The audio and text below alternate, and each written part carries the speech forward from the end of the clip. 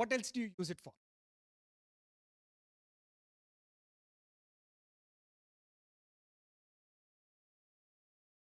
To get precisely what you need, kind of a stuff.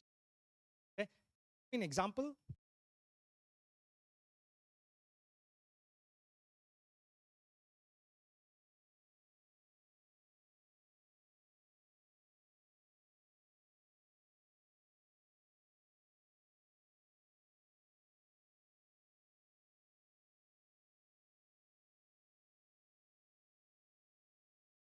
how good or correct is it? It's fast.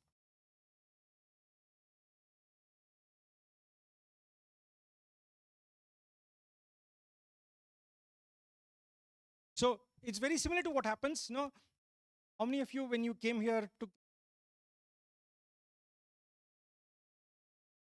better? Here? How many of the others didn't take a lift and why?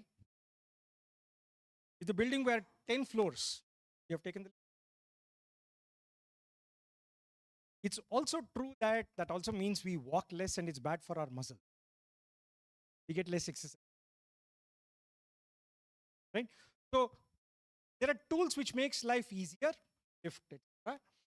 But that also means that we exercise our muscles, sometimes of the leg, sometimes of right. So it's a choice of when we want here. For example, if I want to go from here to somewhere, it is stupid to come back and say I will walk it down. Bus will take cab, will take right. But if I want right next door, catch a bus. So remember, tools are there to help you do more, right. You take a lift to go 40th, right. But one floor, two floor, if you start lift, then it becomes a habit wherein you're waiting around on the ground floor lift to go to the first, right? So remember, AI are tools. You should do significantly more with the tools. That should be the dream. You should not come back and say, what I'm doing today, I will use a tool, right? You should come back and say, if I do this, I can do 5 times, 10 times. That should be the hope in terms of use. Tools are not bad, right? But it depends. Again, it's about AI.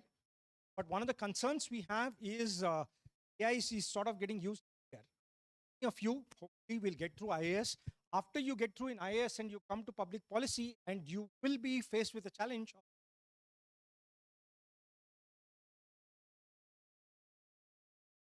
Sometimes it's not always only about AI stuff. How many read this report? Happened sometimes. Bunch of kids were driving around in Google Maps. Maps told them go straight. The unfinished highway which was built on top, it was unfinished. Car went off, down, they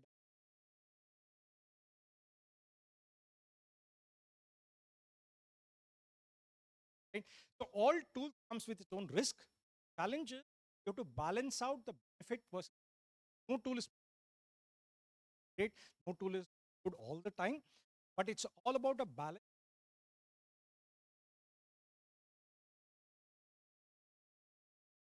Time.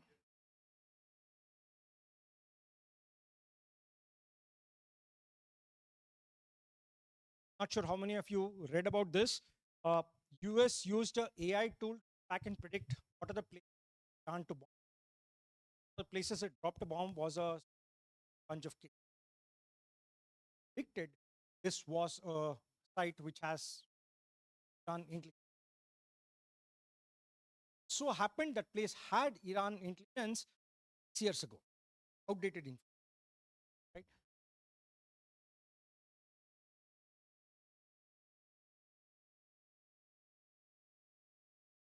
Back and bomb. He told you 17 sites, right? You picked 10 of those. How is it our fault?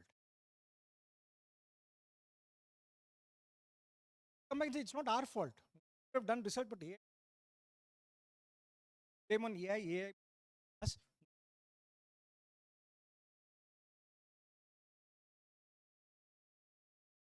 How many of you will trust, go to a doctor if he says, 1 second? Out. Right? But we have answer using ChatGPT. Summarize our notes. It's based a tool.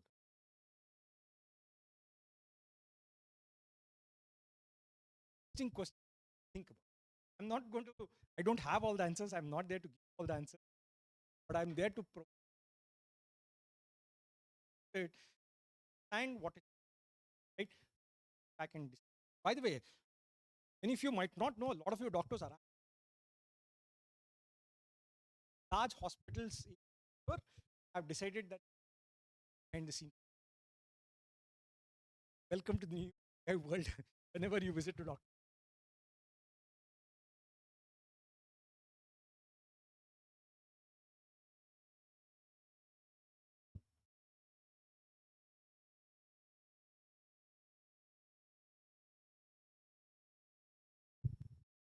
A very good morning to all of you.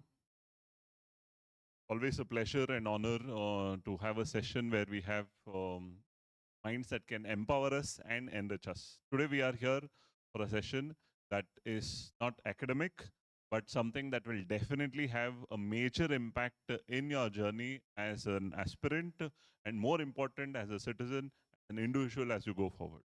While we tag the session as AI for IAS, session becomes much more interesting to say that we are probably at that cutting edge in our life point where we necessarily have to upskill and reskill ourselves.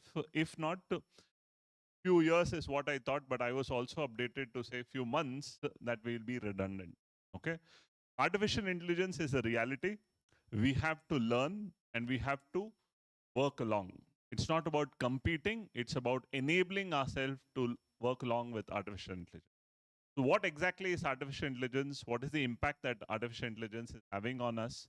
How exactly can artificial intelligence reshape the entire global scenario? Teaching learning process, governance, administration, and from an overall thought perspective. These are some questions that have continuously come to us. Today, we are here to understand that in a little bit and also specific to you as aspirants who are dreaming about becoming future administrators, future civil servants. What will be the role of artificial intelligence as we go ahead? These are some critical questions that we take up. So, hearty welcome to all of you.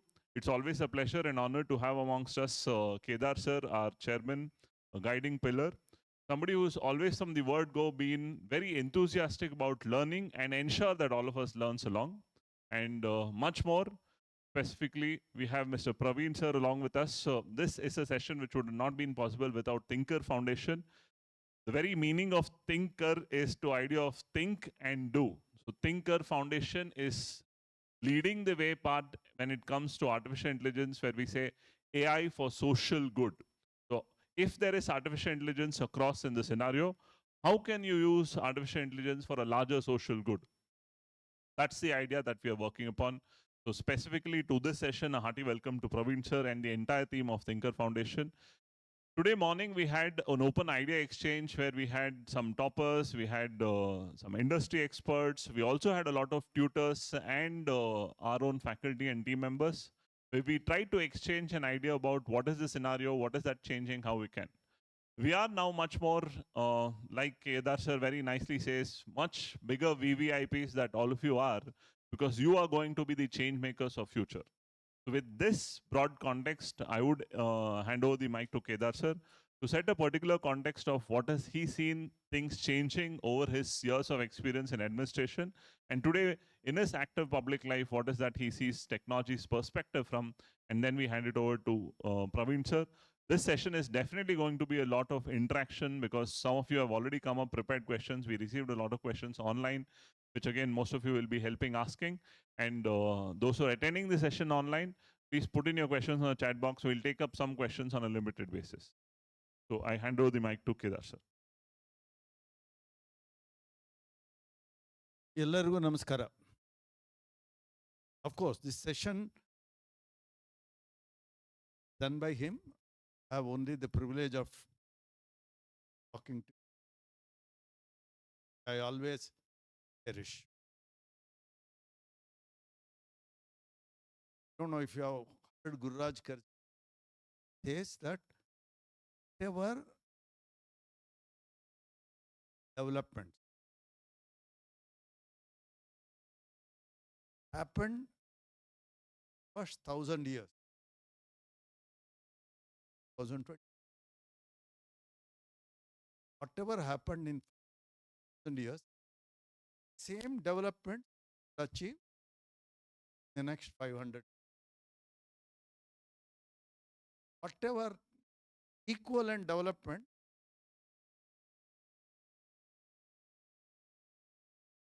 that development changes that would have taken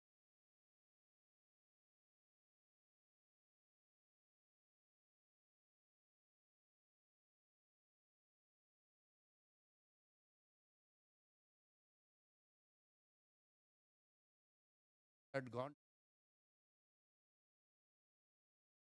stage in coming back. I said, Ara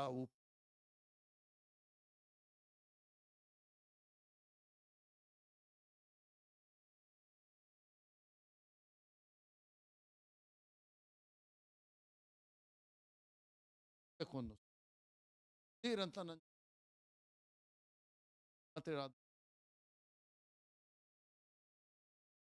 ಹತ್ರ ಅನ್ನೋದು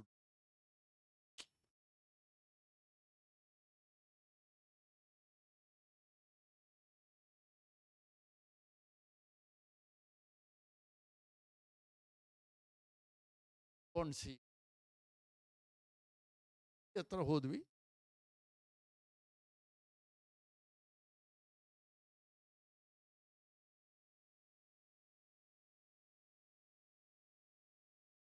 ಇದ್ದೀರಾ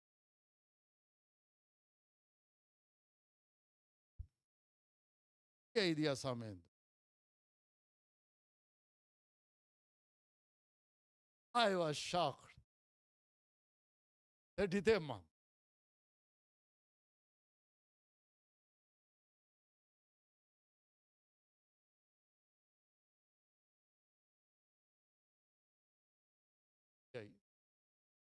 First student, yeah. Not first student.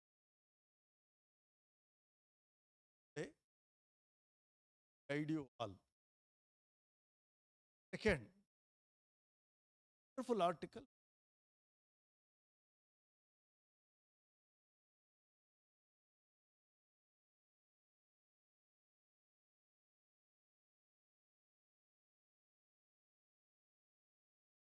Miss Bari is like fire. ಅಚ್ಚಾ incidentally ಅಪ್ಪ ತಂದೆ fire ಅವಾಗ check fire also that is also a bad enemy. My worry is wrongly AI. Wrongly AI, Prashant will not be responsible. AI, and blame India for IAS if you get to kindly write with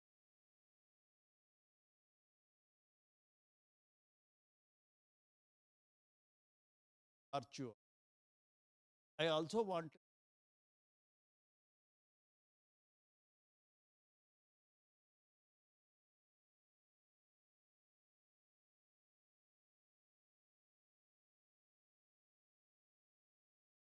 AI is good.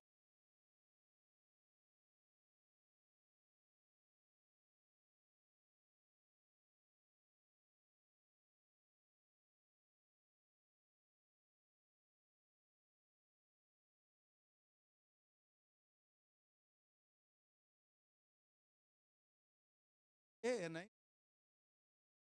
have the option. Think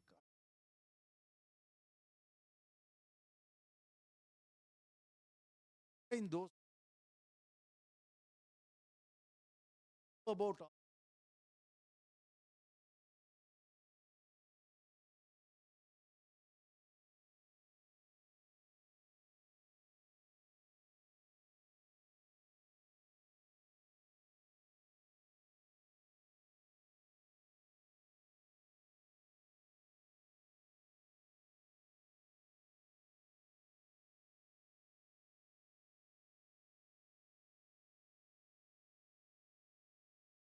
as I told last,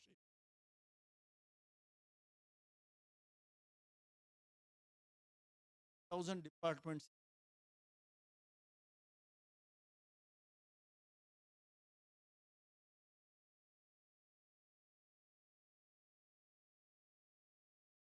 all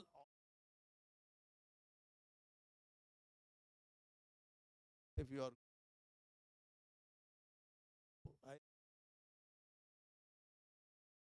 all our people, they write for both them and for their life. Thank you, sir. Thank you so much. Before we start the session with Praveen sir, I would request one of our achiever, Mr. Madhu is here. Madhu has continuously achieved rank twice. So one question probably that you can answer in terms of what has been the level at which you have used artificial intelligence in your preparation and how has it helped you? And probably if there is a one-line advice you want to give of this is probably not how it is. So from a achiever's perspective. And then we will hand over session.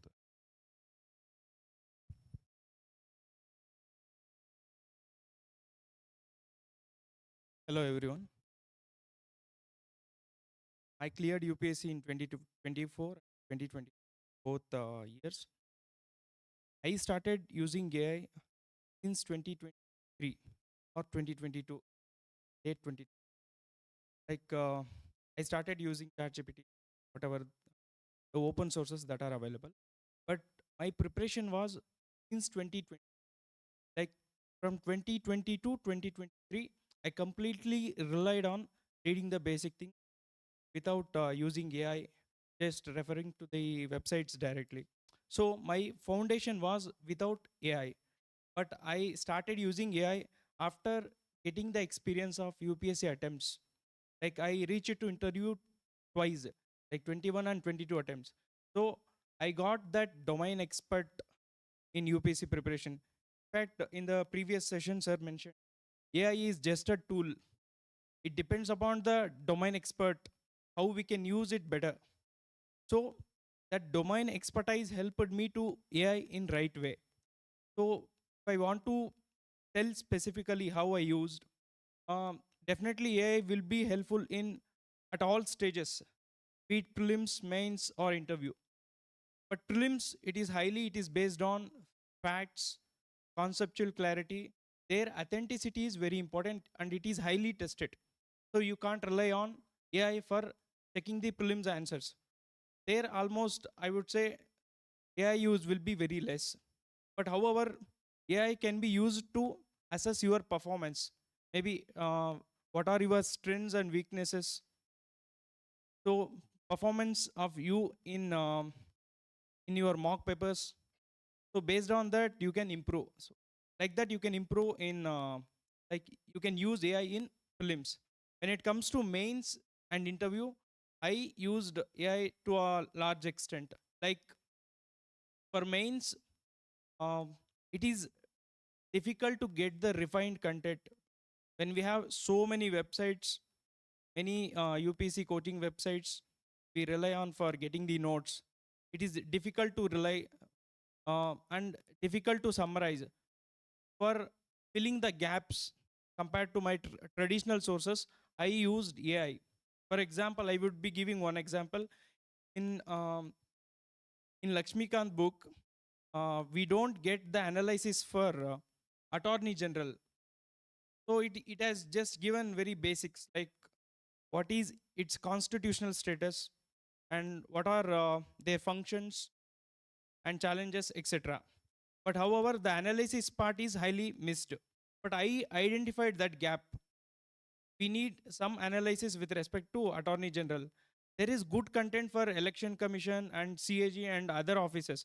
But for Attorney General, I identified there is some gap. So I researched in AI what is the impactful role played by Attorney General, what are the famous examples, etc. Like that, I collected the content notes for Attorney General. And fortunately, I got the question in Attorney General in 2025 mains itself. So I could able to answer better compared to others. So this is the level of intelligence you required if you want to use the AI in better way. So identifying your strengths and weaknesses is important, and identifying the gaps. So normally in traditional sources, you will not be getting 100% perfect notes. So wherever there is gap, there is scope. You can use AI and add from AI. So like that, I used AI for my mains preparation. Also, if you want to get more value addition, like best case studies, for example, best SHGs, so you won't be getting everything in one notes. You want to get 5 examples from uh, SHGs working for nutrition, or SHGs working for rural development, or like financial literacy, whatever the topic may be. So it depends upon you. Like, you should able to predict what is the important topics for UPSC. Based on that, your intelligence and common sense, you can give the prompt and get the right content. So here my point is, you can't completely rely on AI. You should use your common sense and intelligence, and smartly, uh, minimally, you can use AI only to fill the gaps.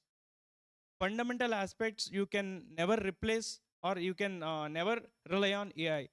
So if I give you some question, don't directly search it in AI and try to get the content. Instead, try to think, because one of the most underrated thing in UPSC preparation is quick thinking.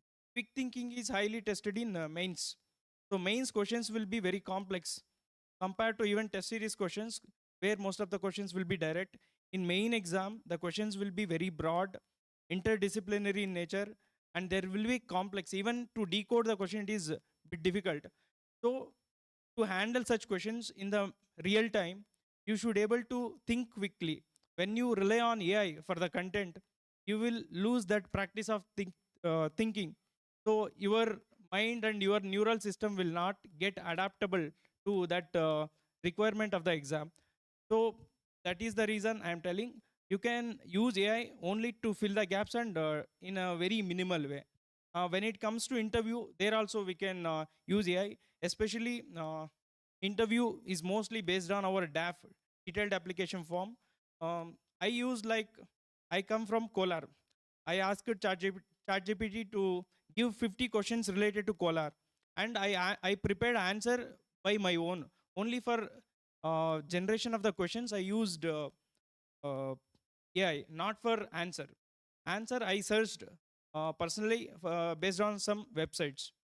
Similarly, even to build opinion also, you can have discussion with AI. For example, um, one question I heard in the transcript, that is it sericulture is unethical? Okay, even I could not get the right perspectives. I felt my knowledge about to answer this question is limited. I kept on asking the questions to get more knowledge, not to come to some conclusion. Let me get some perspectives. So I got some philosophies which are not known to me. Even if I search it in Google, it is very difficult to get the right content. But to build some opinion, to get some knowledge, like that, I used AI for interview as well. So like that, finally my conclusion is, as sir mentioned in the previous session, AI is only a tool. It depends upon the user, like domain expertise, whether you can use it in right way or wrong way. So I would say, if you are beginner, uh, use AI minimally.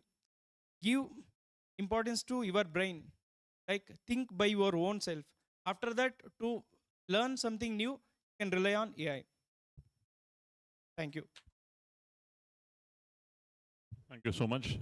That now opens up the session largely to address the questions that we take up. But to set the context and give a larger perspective, I invite Praveen sir. Praveen sir has been leading the technology space on multiple nodes. He's been a global awardee with respect to Microsoft. He's been consulting with multiple companies, and he's helped us from day one with multiple tools. We have a tool called Margadarshi where we work with interview aspirants, training that. Presently, heading the Thinker Foundation. Thinker Foundation is doing brilliant work in terms of the social space specific to technology. And the whole idea of AI for social good is something that Praveen sir is championing. A larger vision of building AI champions for social good. Over to Praveen sir. Okay. Good afternoon. Very happy to be with you guys. Some of the points that you said is very relevant, right? Which is the conversation that we were having even before, right? So I found it very interesting that he used ChatGPT to generate questions and not necessarily to generate answers, right? Many of us come back and say, oh, there's this question, give me an answer. Oh, there's this question, give me an answer, right? The moment you ask a question and it gives an answer, you are thinking less. But the moment you ask it to give you a question, you are now thinking of the answer. So in a way, you're actually thinking significantly more, right? So very interesting way in terms of coming back and doing that. That's the right way to do it, right? Before we started out this session, I was also interacting with some people, and some people were mentioning, saying that, you know, we use ChatGPT and stuff to come back and quickly summarize notes. Keep a small point here. It is not about what got selected. It is about what got. Sorry. It is not about what got selected. It is about what got eliminated. So I give it a 20-page article. It gives me a 4-point summary. It eliminated 20 more points because it decided you wanted a summary. How do I know those were not the important points? So now I'm relying on its decision of what is important as part of my notes. Suddenly the value of my notes has become significant, right? So you should be careful whenever you use ChatGPT that it is not a tool to come back and just give a solution.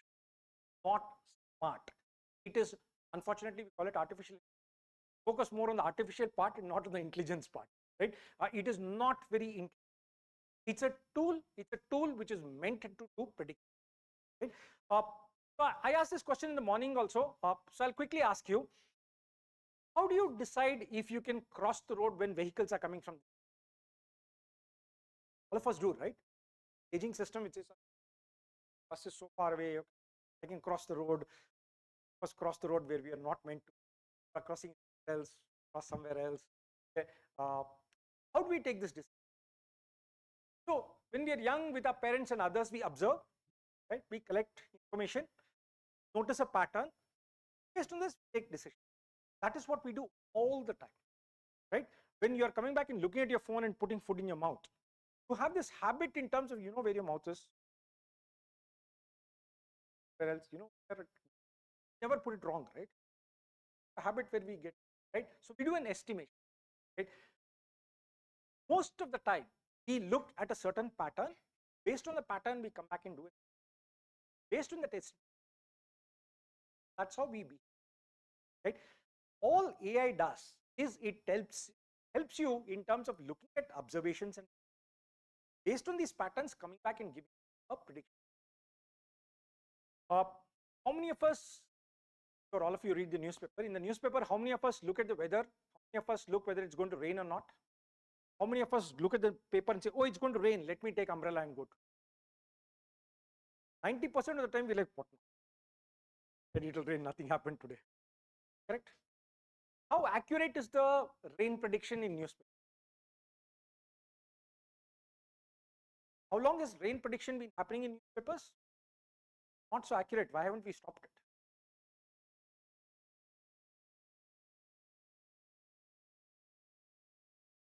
Rain prediction is not about getting it right. It's not about you have a problem with your, you'll get wet, that is. If a farmer has to take a decision in terms of saying, should I sow this or not, he doesn't have any other piece of a random risk. By adding on this information in terms of whether it's going to rain or not, it reduces risk. It is not perfect, right? It is not 100% sure, but it reduces risk. Prashant, you'll find this a bit interesting. So Prashant told me we can have this session today. However, he put a condition. So the condition you put, for what condition you will cancel this? If there are results, right? So he told me if results come, then we have some other event, so we will not be able to do this event. You know what I did? I went to ChatGPT and said, Okay, you know the past pattern of results that have come. You know when exams has happened. Can you give me a prediction in terms of on what date the results will come? Specifically, will it come for today or not? Right? It said it will come in June. I'm like that. I need a specific date. Right? It came after a lot of prompt engineering. It came back and told me I expect it to come in the first week of. Like I said, is it correct? Don't know. Right? My point is, I am trying to assess the risk of whether this event will happen or not. Cancel it. I don't want a perfect answer. Right? Now, according to this, risk is slightly lower. Right? If it had told me results would have come yesterday, it's slightly higher. Still take the decision. Right? So remember, ChatGPT will not give you decisions. It's up to you to come back and take. Right? So just like you have the example of whether it's going to rain or not, just like you have the example of what is a predicted temperature, just like you have a prediction of whether flight will get delayed or not, or bus will get delayed or not, traffic will get delayed. None of them are accurate. The definition of prediction is a prediction. Right? The English meaning is that it will tell you the chance of something. It does not tell you whether it will happen or not. Right? Now, we look at this chance to reduce. That is the way we should ask. Quick question. I asked this question. What is AI? Artificial. Okay, let me ask a slightly different question. How old is AI? When was AI? When did AI come? When did people start using AI and stuff?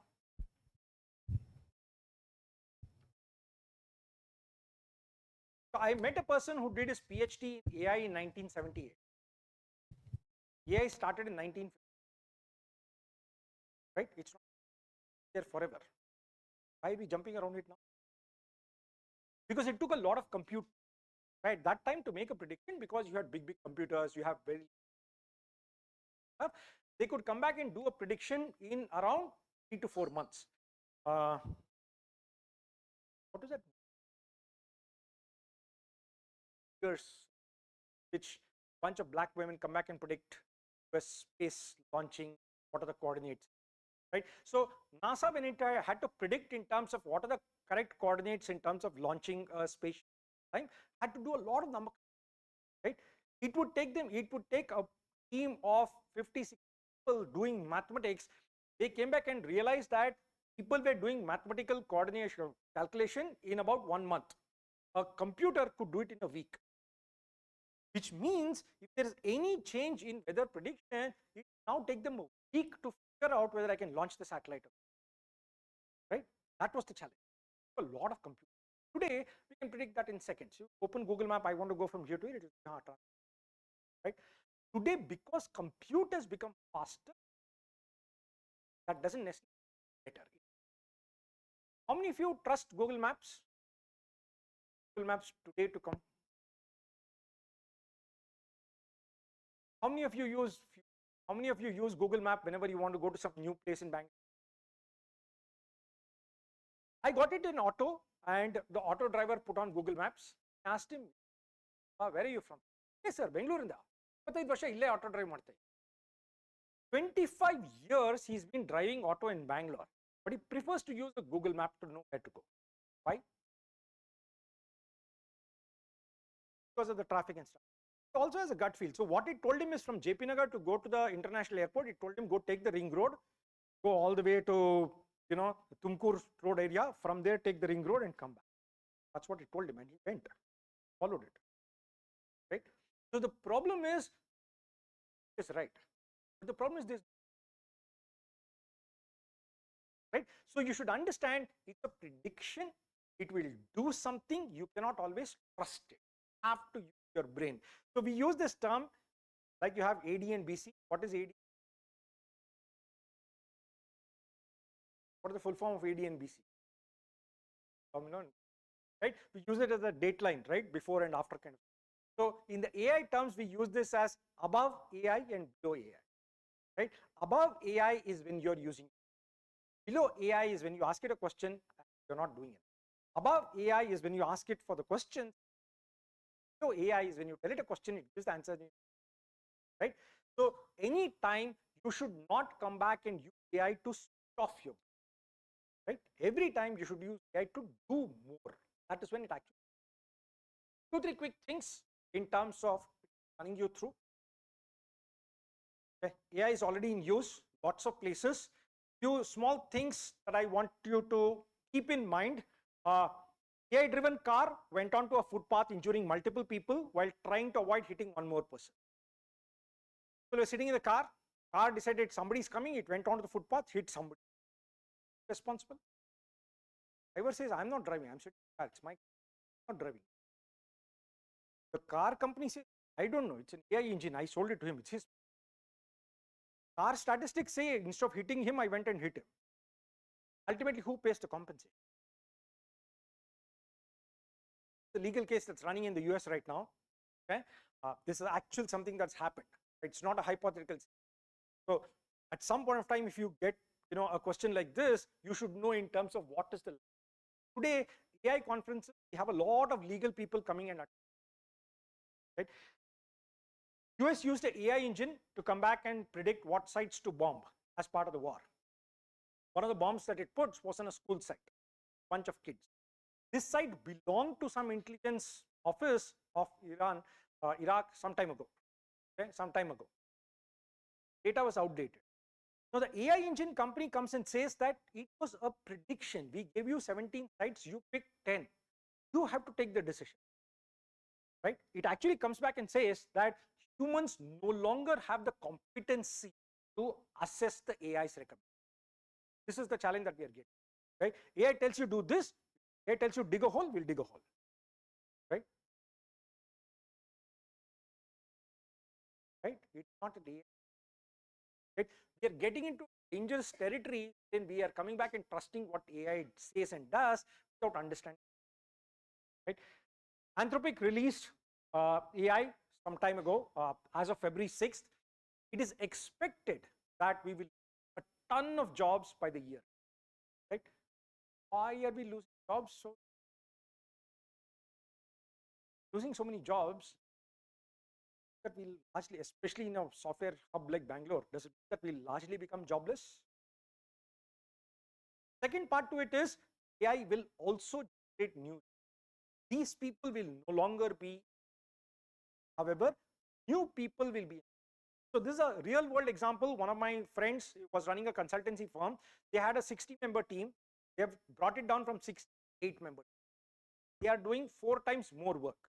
However, says that I expect this to become a 200-member team by next year. But I cannot hire a single one of my old. Right? So jobs will increase, current jobs will go away. Right? Because current jobs, the way of thinking. Right? So that's something we should be aware of. Ethical question. Mythos, fable, etc. models were released. How many of you read about this? US government basically came back as denied access to this for anybody non-US citizen. Why? AI model. Tropics there in India. We are paying for it. We have access. Why?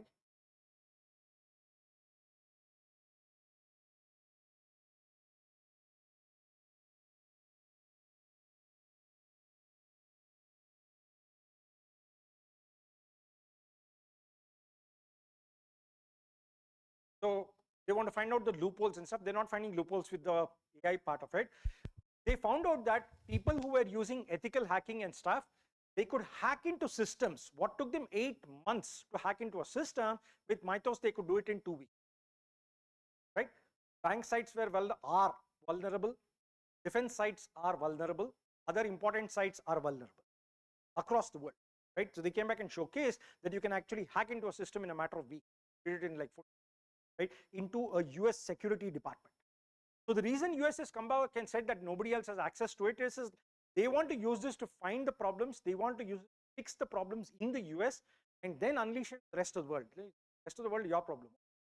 What you want. So this creates a challenge for India. For example, India has requested access to this so that we can find our vulnerability, but we don't have access to it. which means the day it actually gets released, somebody with access to the core can actually hack into our system. Small linked question. How many of you have bank accounts? You don't need to tell me, but how many of you know the amount in your balance? If I run an AI system which removes one last zero from that, just cleans up all the records and stuff, what can you do about it?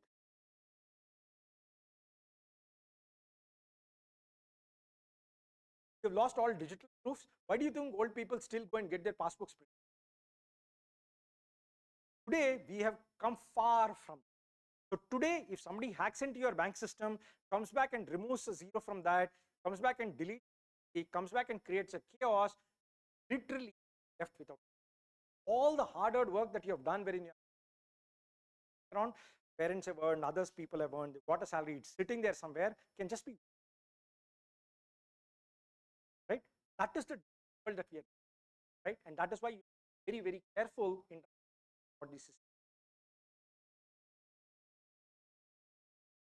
Having said all this, quick question.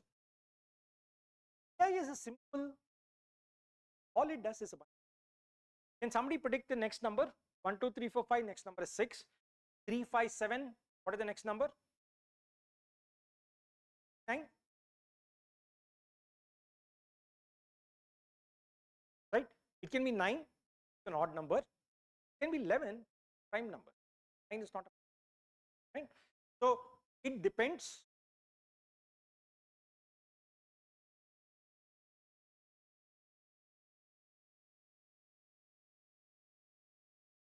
So this is a site which is an online encyclopedia of numbers. It gives you 7,775 results, starting with 5, 7. Most of you answered 9. Some of you tried to answer 11. Any one of you know the rest of them? So then why did you answer 9 and 11? Needs less brain. AI works the same. It will tell you what needs the least compute. So if you notice in ChatGPT and all, there is one thing, think deep, right? So basically it doesn't think deeper. By default, it tells what needs less compute. So remember, AI is not about getting it right. Which of these series right? All of them. None of them are right. But if you don't ask it the right questions, you will not get the right. So many a time we make a mistake of saying, is AI correct? There is no question of is AI. This will be question is easy. Right? So we were discussing in the morning session, I go to a doctor and say, I have a headache. I have this problem, I have this problem. I don't tell him I smoke. Can he help me? I don't give it correct data. He round and round. It's something. Then I'll blame the doctor. Right? So the challenge is, are we giving the correct info in terms of when we are asking? So remember, when you give it a question and ask it an answer, it is not giving you the correct answer. One of 100. You ask it again, it will another 100,000 answers. All of them are correct. Okay. Right? When you give it a document and say summarize, there are umpteen ways of summarizing. One of them, the right way, nobody knows. Right? So remember, with AI, stop asking the question, is it right? That's something. Want to use less brains? Save your time?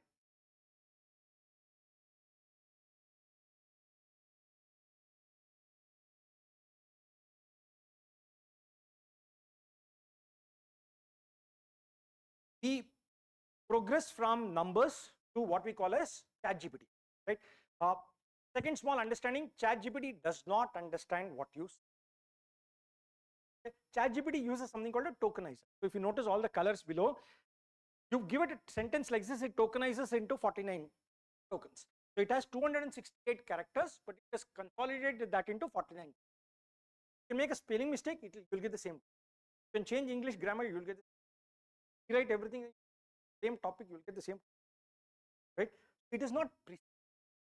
It approximately understands what you're saying.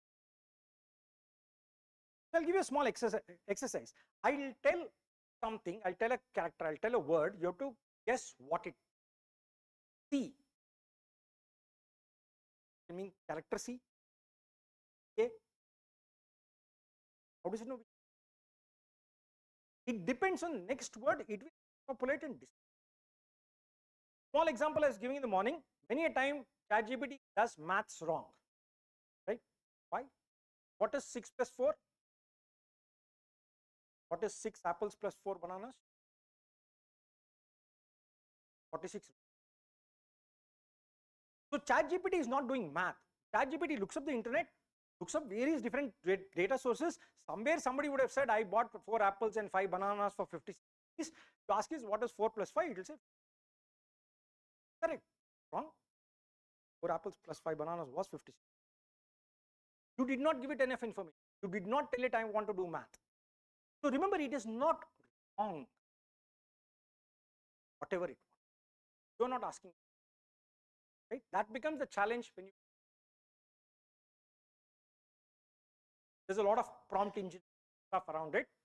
Now the question is, this is what AI tool is, right? AI comes back, a bunch of tokens somewhere, backend does a prediction. Every question you ask, it has 5,000 answers. The one with least compute and throw some. Tell it to think, but it will think, take some other answer and all it does not know what is right. It only knows what is easy, what others. Any quick questions? Then that I have a bunch of questions about. After this, we'll really talk about where to use it, how to use it, right? And what are the relevance both for your studies as well as in the real world, right? But any quick questions about AI per se?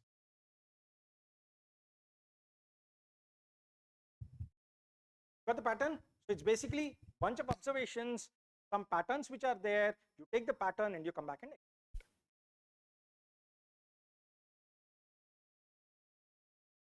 what do? India has a lot of data. You can actually take this data and create social impacts, come back and create insights in terms of what is happening around. There are sites which come back and explain this. There are tools like Notebook LM. Again, I'm not promoting the tool, or you can do this in ChatGPT as well. You can give it your data and come back and say, explain my data better, right? That is much more useful than just asking generic information, right? For example, one of the things obviously that you guys want to do is crack your UPSC prelims, right? How do you go about cracking UPSC prelims? When you want to solve a problem like this, you need to ask the question in the right way. So in AI, we have a format for asking question. You want to focus on an objective for a given context measured through certain metrics for an initiative. For example, you want to focus on reducing malnutrition in so many Anganwadis. You want to focus on improving exam scores in so many, right? For example, work with UPSC, we gave it the question in terms of saying, we want to focus on guiding UPSC preparation in 10 students measured through sample test by giving customized learning plan, right? So we created this size, and one of the person who's just started working with us, he comes from a background wherein he did not know about AI and stuff, not know Notebook LM, he did not know too much, he little bit of general chat GPT stuff, but he wasn't very sure how exactly to use.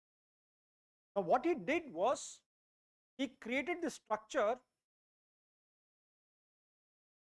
wherein he put in sample data, created a student master.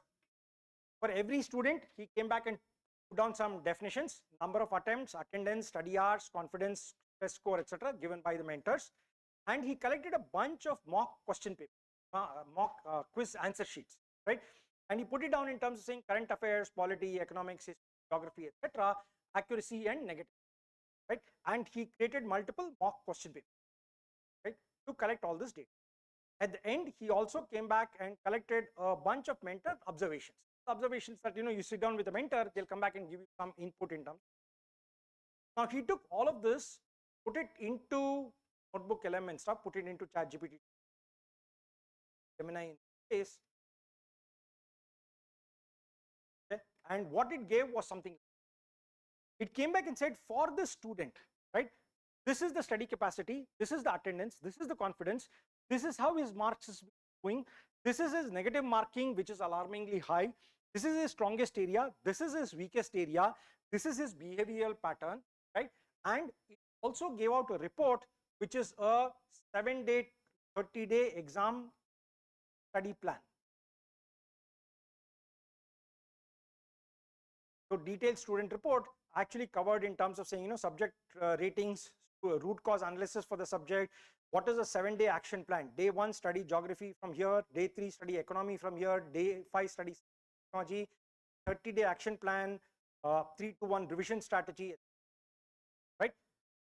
If you guys have your test scores that you've taken in the last 2, every test, every subject, every area in one Excel, you can upload it to ChatGPT, you can upload it to Gemini and say, tell me an analysis in terms of help me, where should I focus? Where am I getting, right?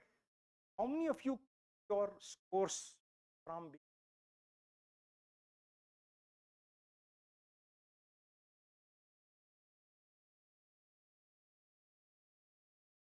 every of your scores to know where you have improved, where you have, right? So if you've done the work in terms of actual scores, 1 week before the exam, what are you supposed to study? You have much better strategy in terms of saying where your weakness is, reduce negative scores, improve the scores here, focus on this topic. I have 6 areas of, right? Tell me which are the 2 areas. It will say this you score slightly okay, right? You don't need any other tools and stuff. If you have your data, it can come back and give you a detailed report. Will this be correct? No, not be. Without this, what you'll do? You'll run helter-skelter and be even worse off. So remember, it is not about being correct, right? It's like when you go to SLV to decide what food to order, it has a menu of 15 items. Is any of those food wrong? No. How do we decide? You look at your friend. Easier, right? So 1 week before the exam, you have to make decision taking. That's what it can help. If you trust it, not necessarily. Want to study something, please do. Don't blindly follow it. But if you're not sure what to do, instead of wasting time thinking, and this is very, very, he had not done, I told you, not used this at all, and in 2 to 3 days he was able, right? So if you have your scope, you have your plans, if you have your strengths, it can be a great guide in terms of what, right? If you already have a study plan, don't have a study plan, ask it. After it generates, please change, update and make it better. You have to be above it, not below it. You can't just take its plan and say, it said I will do. That's not the objective, right? But you can do significantly better with starting. So I discussed this with my friend. What happens is AI gives you a new starting point. Before, starting point was here and you have to, now it gives you a starting point here and you can go, right? A new starting point helps, it's cool, but it's not.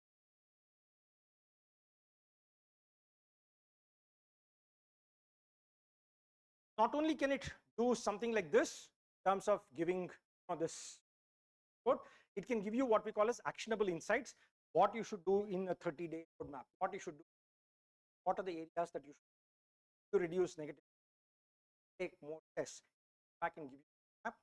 For an institute like India for IAS, it can actually map all the students, right? It can come back and say, oh, these students need help, these students are quiet, these students are quiet performers, they're good, but they're very quiet about it, right? And the objective for an institute should be to push people from here. Can I nudge every, right? And you should see your growth. You should join an institute. Oh, I was here, now I'm here. Hopefully, we will not go backwards, right? But sometimes, depending on backward, you should be aware of it. Why I'm going, what can I do? Right? So this is a very data-driven way of backend, right? And these are things that you can do today. Not much work at all. The Gmail ID, ChatGPT, Gemini,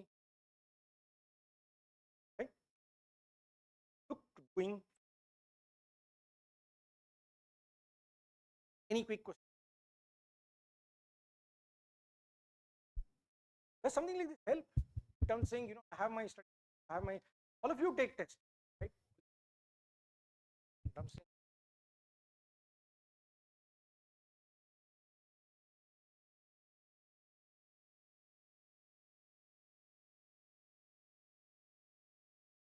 thought of trying out something. That is what you should play around in terms of structuring what you're. So this is a term that we use called amplify impact. It will not give you right answers. If you're doing nonsense, it will help you do more nonsense. If you're doing good, it will help you do more good. Right? It will only help you do more. You have to be doing. Can't change. You're doing nonsense, it can't make you do. Right? But what it can help you do. Remember the first example I was talking about before one came in. 40 floors, take a lift. Right? It can help you do. One floor, why do you need? Right? So now your dream should be 40 floors. You should not take a lift and go one floor up every day. Right? Then you are neither here nor there. Right? But you should. That's where tools. Any quick questions, comments?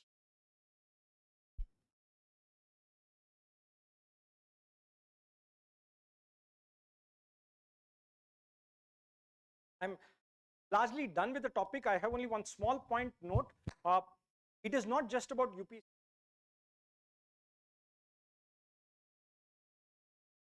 Right. So it is not just about UPSC preparation. It's also about how you study for your prelims. You have to have a plan. After that, many a time in mains and interviews, they're not going to ask you a question about AI. They'll ask you a question about something else. How can you come back and help people from an agricultural background plan their output better? Now the answer for that will need to have a component which says I can use AI correctly here and I cannot use it. Right? If you don't answer that, somebody else will, and that will become a much better answer. Right? So remember, especially interviews and mains, you might not be asked specific AI related questions, but don't have in terms of how is UPI helping, how is India stack helping, how is mobile helping, how is the new culture helping, how is AI helping, then you have not covered all the aspects. Right? So one is about planning study for your prelims. One is understanding the impact of AI in your answers for interview. Other is to guide student in terms of a personalized learning plan. One of you in terms of what you should do. Others is you can also use it for the other operational efficiency, how to improve. Right? So that is how you should look to in terms of leveraging AI for becoming much better, both from your well as.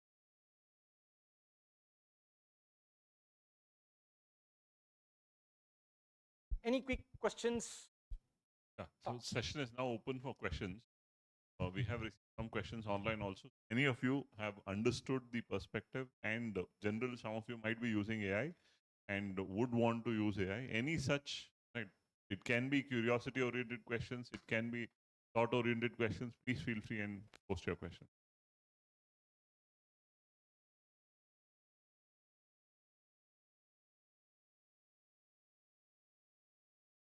What are the biggest mistakes that aspirants while using as to specific? So my feeling is, and you guys can answer in terms of how you're using it and stuff. My feeling is we look at it in terms of making it. I don't know something, ask ChatGPT. We think it will help us reduce time. We think it will help us reduce. Both of them is something we should not be using. Why should I reduce? Right?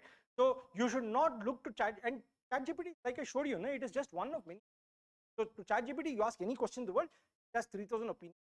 The one with the least compute power, it will take an answer. Which is the one with the least compute power? The one which has been told on Facebook. One which is written in a book takes more effort. I have to understand that book and parse it and more effort. I'll tell you later. That's the way ChatGPT. Right? So we think that ChatGPT is correct answer. ChatGPT gives us easiest answer. Right? It is our mistake that we think easiest. Right? And that is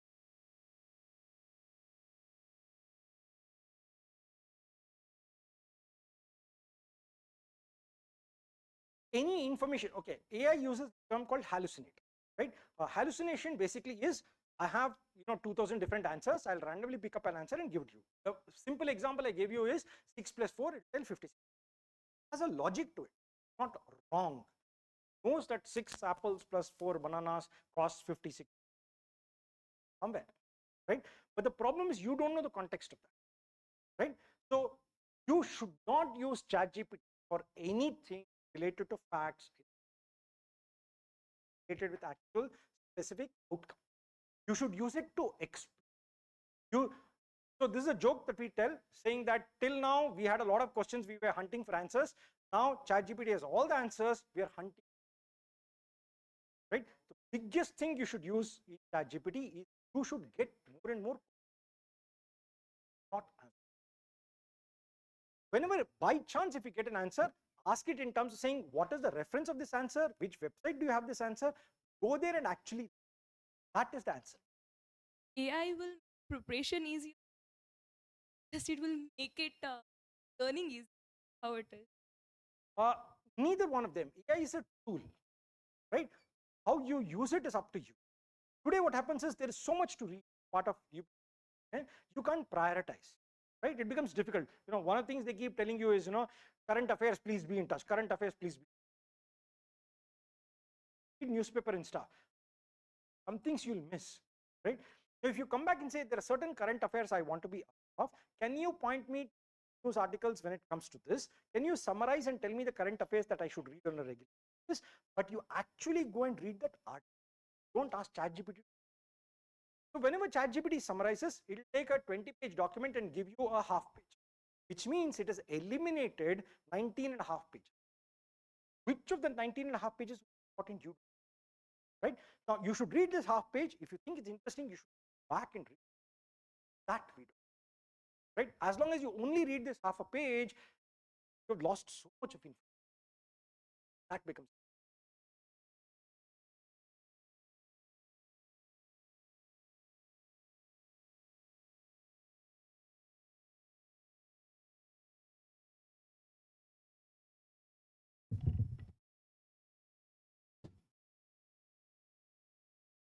That if I can create content, what you need.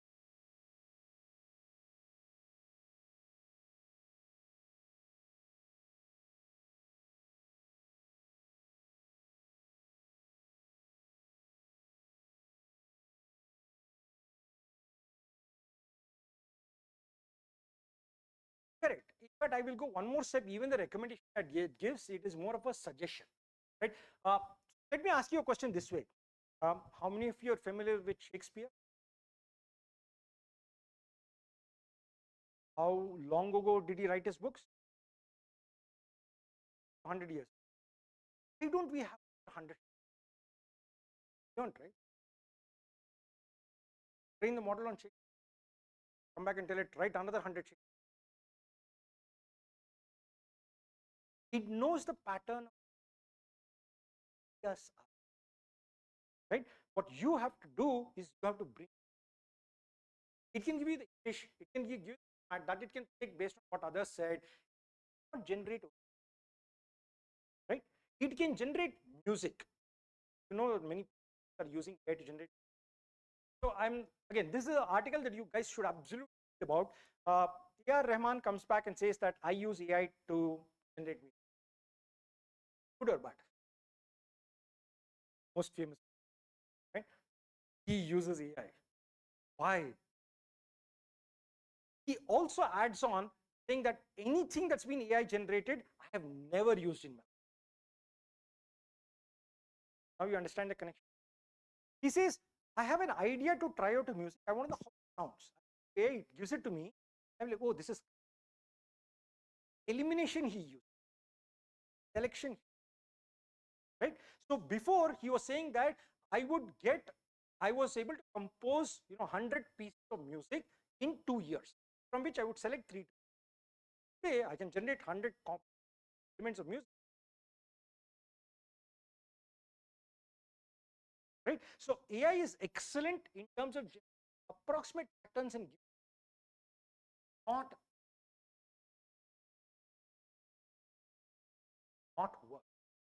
There'll be a fad temporarily, sporadically it might work, but it's the equivalent of saying I will use AI and I'll become Shakespeare. Right? I can get the English right, I cannot get right. That's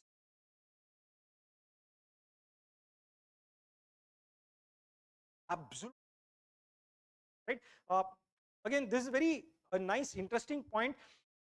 Remember, if you can use AI, the person sitting next to you also can use, right? Which means if you can use AI to generate an answer, the guy next to you can generate the answer. The guy asking you the question can generate the same answer. How are you better than? So remember, it has come to the point wherein using AI, you're bad, you're horrible. Using AI means you are bad, right? Will a doctor use AI to come back and predict stuff for his patient? Can a doctor use AI to come back and manage his finances? Right? Will a CA use it for managing finances? Can a CA use it for coming back and saying, I have a cough, what should I do? If you notice, it is good to use AI where you don't have your every time you use AI, you're basically saying, I am useless at this. So that's the definition of using, right? You're saying, I don't want to use my brains, I don't know about this, I don't care about this. Let me ask you, right? So in your mind, every time you open ChatGPT, repeat. I don't know about this, I'm completely useless, I don't want to use my brain, I'll ask. Right? When all you want to, right? This is what you want to do for your UPSC preparation. Hopefully, no. Right? That becomes right. Not use AI of anything that is really critical. Right? There are a lot of things not critical. Use it. Schedule of when to study what. Right? I want to study all of this stuff, but across the week,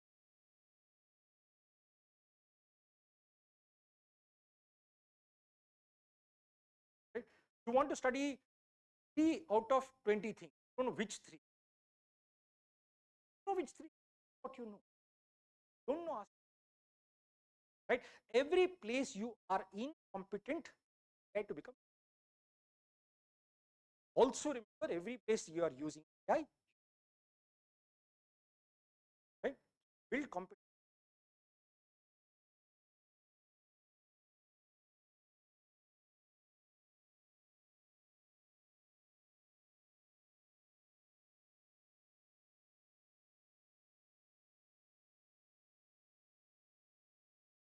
To the broad questions, part of the answer will become big, but short. Generative AI is the whole concept wherein it new information. It's like what I did. I gave 3, 4, 7. It generated whether it's a prime number or the next. What are the next? Was it generated? Right? So generative is something that it tells you. You don't have to think what to do. Start with an option. I will tell you the rest. Like saying, I want to go from here. You say I want to go from here to Yalanka and more north. Where am I headed? Probably tell you airport. Not tell you Hyderabad. It will probably tell you. Right? So generative AI is tries to predict. Right? That's all that it does. Right? Should you do that? Oh, absolutely not. Right? Like I said, the whole creativity is gone. It's like coming back and saying, I have visited these interesting places. Tell me where to visit next. I'll tell you the most boring. No creativity. Right? So generative AI is how to predict a pattern, how to do something here so that I can use. Agentic AI is now that it has predicted, can you actually do it? Right? Now you're not asking. Tell you the story of my friend. Discovered AI. He is not a developer at all. Suddenly discovered all of this stuff. Wrote a bunch of agents. What it does is it comes back, logs on to his social media account, and starts doing posts. Creates its text, creates its own, posts it on, comes back and puts update on Twitter, puts it on Instagram. That's all of it. Right? Suddenly, the number of followers has increased tremendously. Unfortunately or fortunately, doing all this in his father's name. Father is 84 years old and has no clue what is happening in. So now he's got a lot of followers for his father generating some generic stuff which nobody has any clue about. This is what,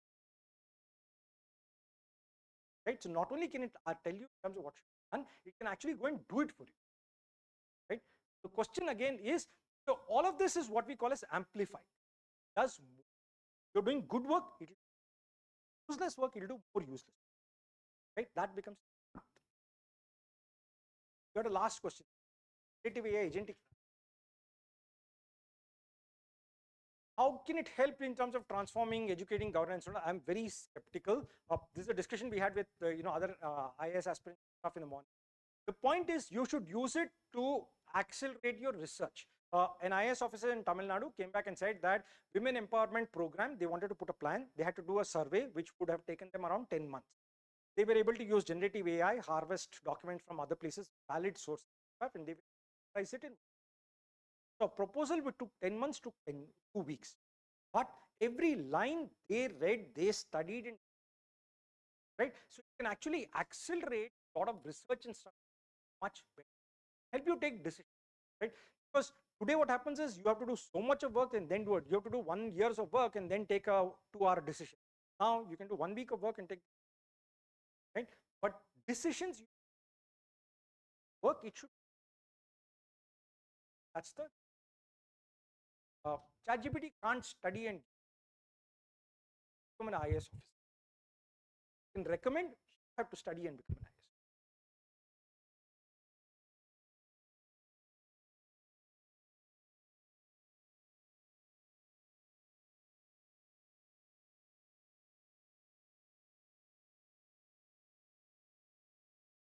Why do you want?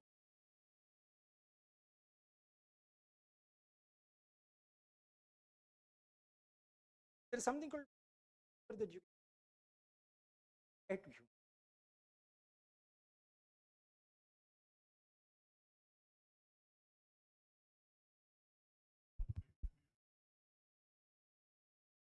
That content? How do I make it my content? Though I have learned it from it. Again, why do you want? As in, you know that if you read that and you write it by yourself in your words, it will. On an idea, many students today, when we give questions to them, they generate content through AI, and many times, at least 60% bring that same. So when I, as a tutor, read that content, I know this is an AI generated content. Probably sometimes students say, sir, one source for me to study is AI, but then how do I make it non-AI? I have a tussle in terms of answering the question. I'm not sure I want to answer the question. That's why I'm asking this question. If first let me answer the question, then I'll tell you whether you should. The way to humanize AI is create a ChatGPT account, log in, tell it ask a question, write and answer yourself. Tell it ask a question, write and answer yourself. Tell it ask a question, write and answer yourself. Now ask a question and say, write it for me the way I talk. You're training it back on your data. That humanizes, right? Today, if you haven't given it in, for example, if I ask you talk like me, I don't know what talk like me. But if you come, attend my sessions, stay with me, listen to me for 3-4 times, now you know what that means, right? You have to give inputs to ChatGPT. Right? I know people who have done this. What they do is they write their own article and upload it to ChatGPT. Write their own article and upload it to ChatGPT. They do that 20, 30, 50. They've done this for 4 months. At the end, ChatGPT starts sounding very similar. ChatGPT goes to the extent of making mistakes like them. Right?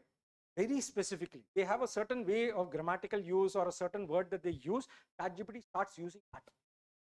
Right? That is right.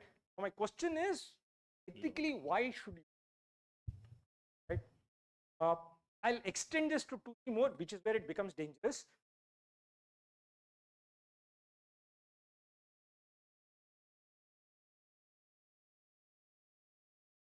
There is a site, 11 Labs is one more site, there's one more site. What they do is, they come back and say, login, click a button, talk. We'll click a bunch of paragraphs, talk. They record your voice. Now they do voice generation, your voice. Humanize it. You can speak. There's another site wherein you do your recording. They create a bot which looks and behaves like you, move hands like you do. Technically, once you, and I know companies, once you do this, they come back and say, use my avatar, use my voice, generate videos per week, put on social media. Suddenly you have the CEO of the company talking on weekly basis, a humanized fashion. Ethically, is this right or wrong? I have a lot of other, right? But the only way to humanize anything that AI does is use a lot of your input, right? And then tell it you.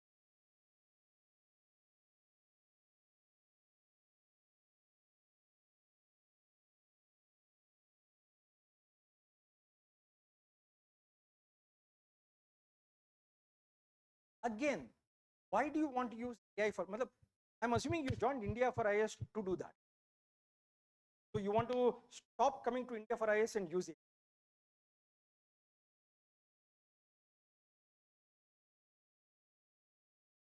So you guys don't teach them how to improve.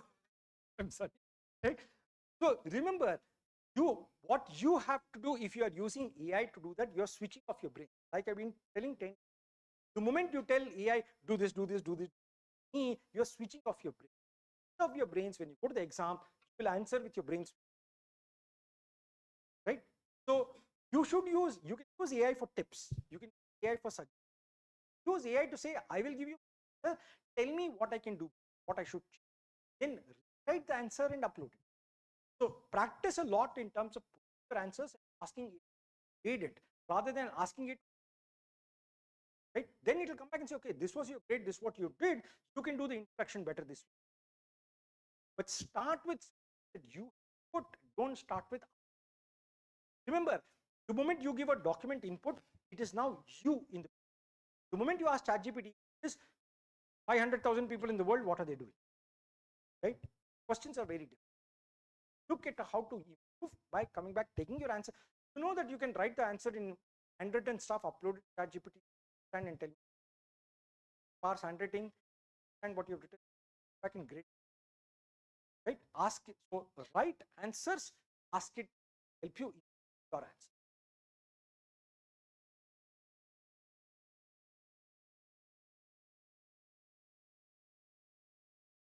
Develop. Slightly bigger question, but this is something that Kedar sir keeps telling. You should know the truth in terms of what. Forget AI. Today, as a civil servant, you come back and say, I want to do a survey of this district. Somebody comes and gives you. How do you know this data in the 6? Correct? Forget AI. Come back and give you a report. How do you know this? They'll come back and give you a report, sir. There is no water in Tumkur. Water table has gone down. All the farmers are. How do you know? So they'll come back and say, now because water is not there, we should sell it to airport and make.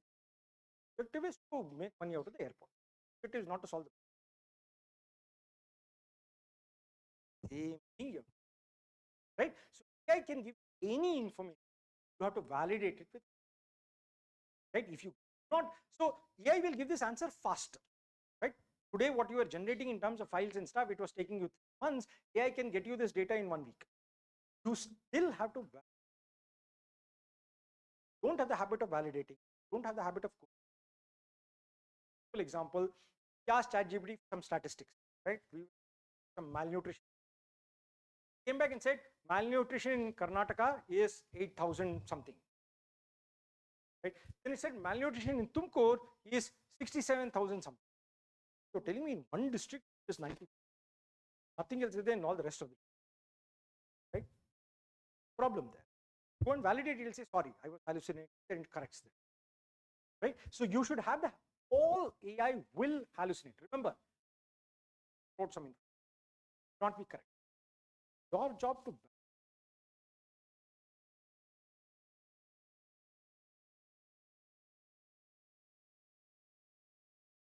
how were you doing that when you had files? That doesn't, right? If you want to not look at the ground reality and sit in office AC and take decisions, will not work. Right? That's what happens. Somebody presses a button, check ground. You'll create chaos.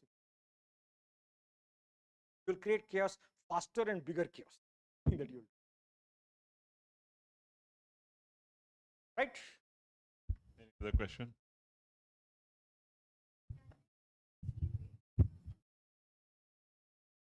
can there be any case of using lots of different? What do you mean by your data? Every data that we have is public. On Instagram, go to the airport and you have to airport, come back and swipe a card somewhere. Google knows where you have tea, what morning which bus you take, every for Google. All this data is already there in the public. What do you mean by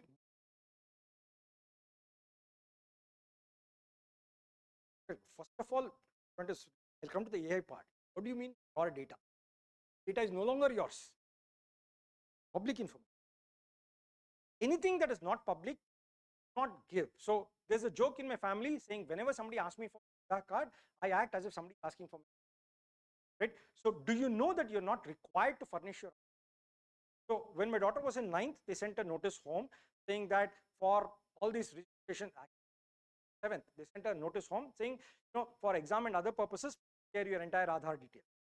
I sent a letter back saying that please tell me where it says in the government circular that I have to share this. I will share it. Right? Out of 30 students in the class, 28 of them gave their Aadhaar card. Who did not? First, why are you sharing? Everywhere you go, they'll say, Madam, give Aadhaar. Aadhaar. Know that a voter's card works. Know that Aadhaar. Right? Somebody steals your voter ID card. The Aadhaar, they will take away your whole. Right? So step 1, you your data. Right? And you should be very clear in terms of not giving is not required. Simple stupid example. People visit some place like your office or something. Visitors entry, write your phone number. The people back and call you because they bought the log entry. Right? Step 1, understand the next. I'll give you a small anecdote here. If you visit a club or if you come here to India for IS, assuming you're a student here, do you guys give any student badges or any student badge, or how do you identify ID card? So you have ID cards wherein you come here. Do they ask you for your credit card? They ask you for everything has a reason, right? To them, they want to know rest is relevant in, right? First, everywhere only give relevant info. Second, once this is done, what do you mean? AI will go and create chaos. Take a photo. What is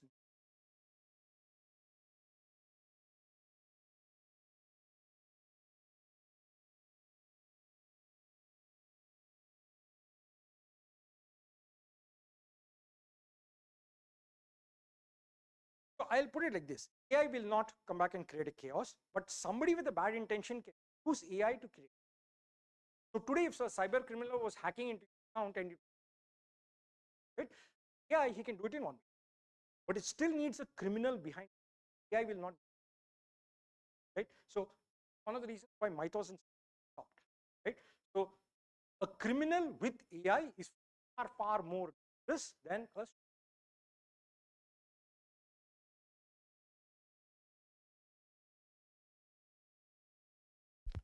Any other question?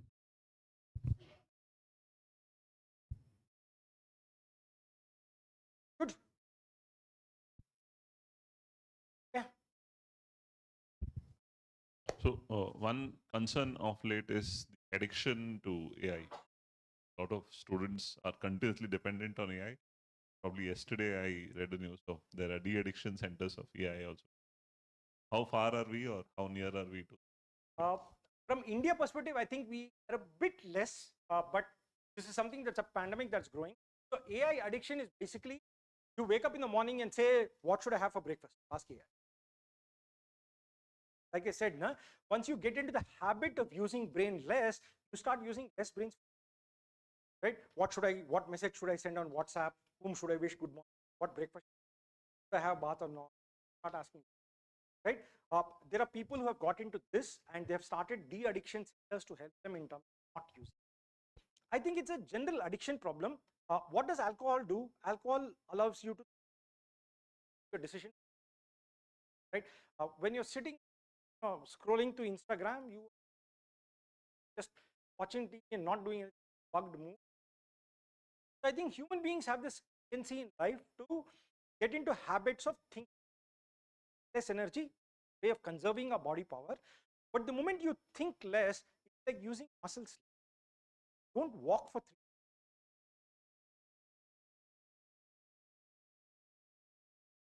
Don't think is what happens,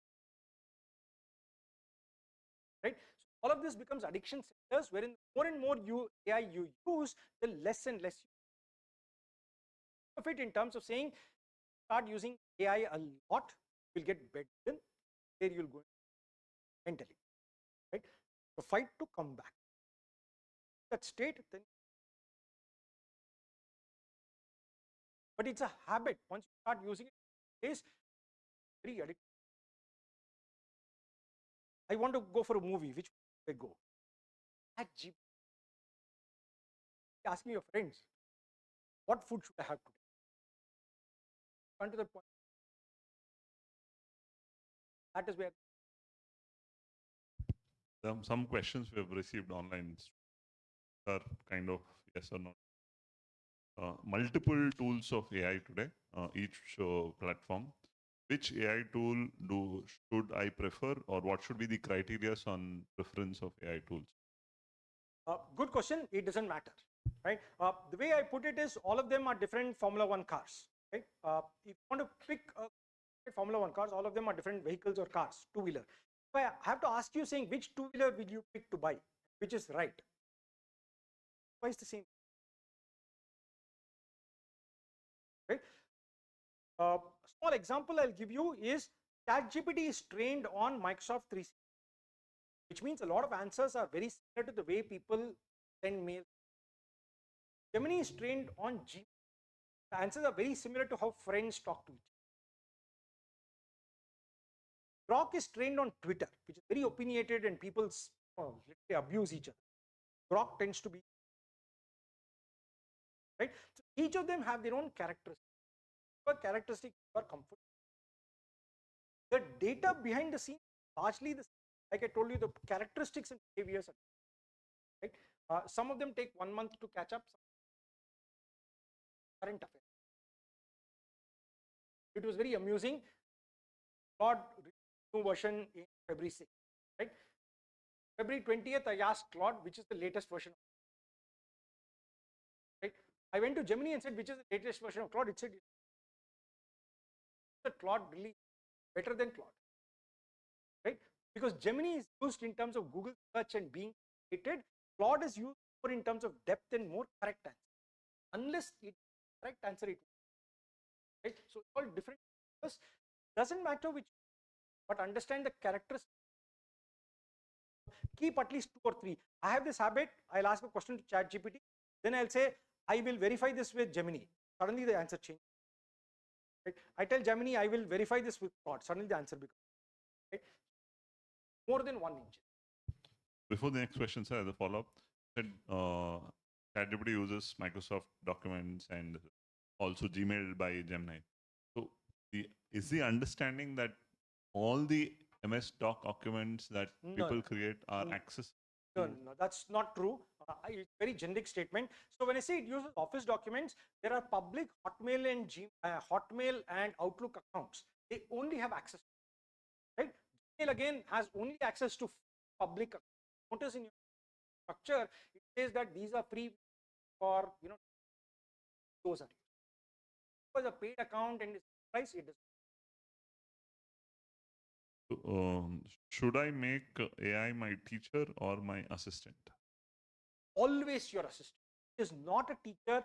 It's like coming back and telling you there is a pattern. Which pattern should I follow? Right? It will not be a teacher. It will tell you the answer, which is the for its brain power. Compute is brain power. It does not have any interest in giving you a correct answer. I'm assuming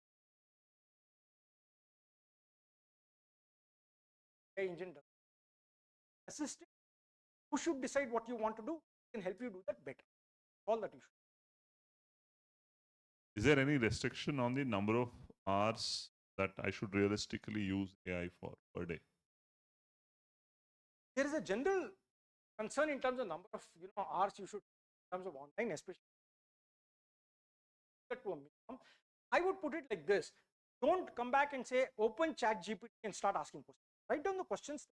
Write down, for example, he said, I want to generate. Write down somewhere saying I want to do this with chat GPT. Have a window saying, okay, evening 6 o'clock, I will work with chat GPT because I have so much. Right? Go work, get right. So plan what you want to do with chat GPT upfront before you get. Right? That will automatically. Sometimes it can be more, sometimes less, because you're planned for it. I come from a rural background. Can I use AI to improve my English? Also, writing English or answer writing, spoken and written English. Can I help me? Absolutely, people are already using. Visited a place called Navita. It's just before Sira.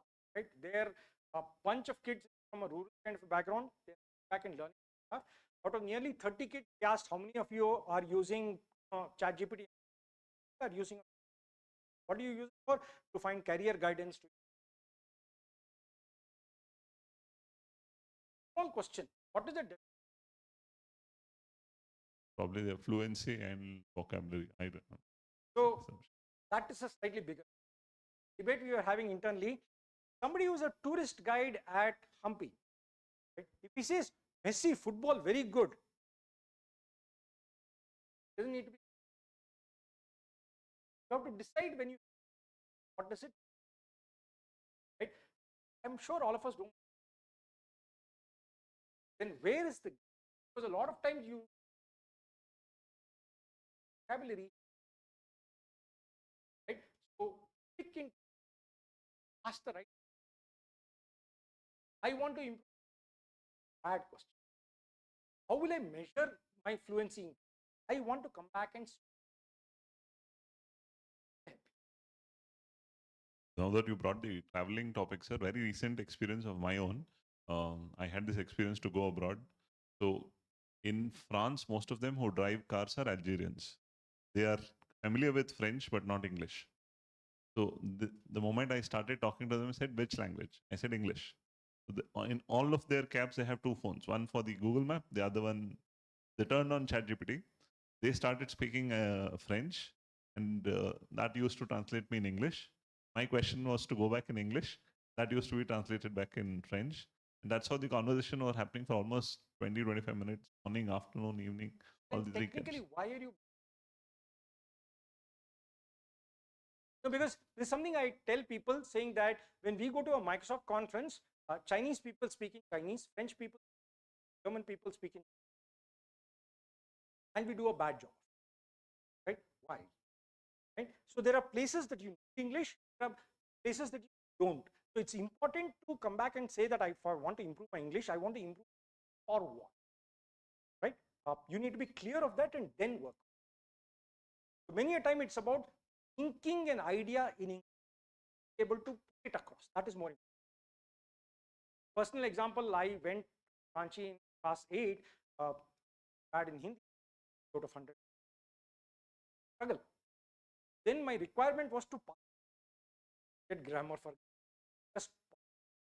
I did all that. I stayed there for 5 years. I didn't learn any Hindi. I came to college in Karnataka. Suddenly my Hindi. Why? Because right. So in terms of what do you, So every time we are told we should improve prompt writing skills to be AI efficient, how do I learn prompt writing skills from an aspirant's perspective? so two different things. There is a site called deeplearning.ai by Andrew Ng. Andrew Ng is a world famous guy. You should just be in touch with.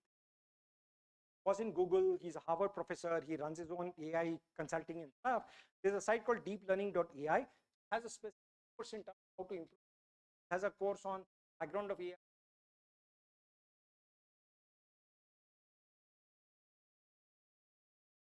Prompt engineering basically think logically. It's not as if you have to do something, right? The simple example I gave you, 4 plus 6, it will tell you 50. Right? 6, I want to do the First, that can right. So prompt engineering is all about asking the right question properly. What should be one AI habit that every student should start from today?